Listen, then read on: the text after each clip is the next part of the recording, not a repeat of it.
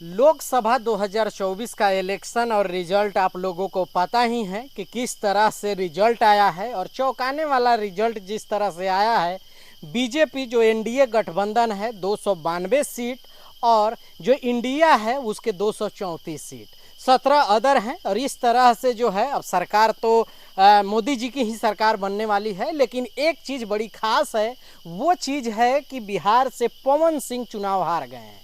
Pawan Singh Bhojpuri industry के लिए एक शर्म की बात है कि पवन सिंह तो हार ही गए हैं, उसके अलावा दिनेश लाल यादव निरहुआ वो भी आजमगढ़ से चुनाव हार गए हैं। तो इस तरह से दूसरा जो सिंगर है वो हारा है, तीसरा जो सिंगर है वो नवादा से गुंजन सिंह है।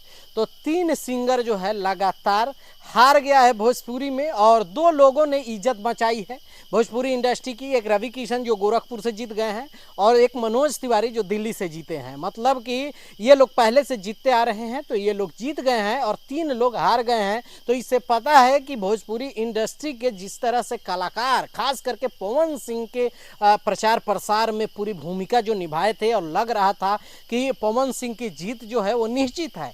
लेकिन पवन सिंह चुनाव हार गए और वहाँ से जो है राजा राम सिंह जो है वो चुनाव जीत गए हैं। अब ये भोजपुरी इंडस्ट्री के जिस तरह के लोग, जिस तरह की मानसिकता लोगों की होती जा रही है, अगर इस तरह के लोग अगर निकलने लगे, सांसद बनने लगे, तो सब सांसद भवन में नचनिया बजनिया ही दिखेगा।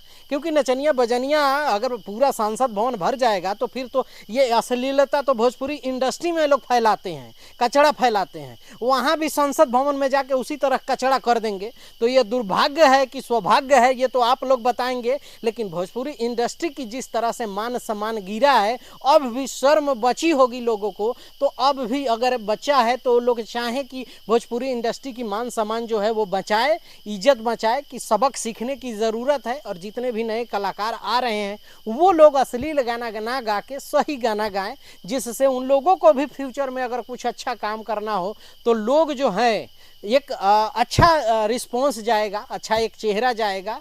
लेकिन एक बात है कि निर्दलीय जो पवन सिंह थे वो कड़ी टक्कर दिए थे और गुंजन सिंह की तो जमानतें जब्त हो गई है।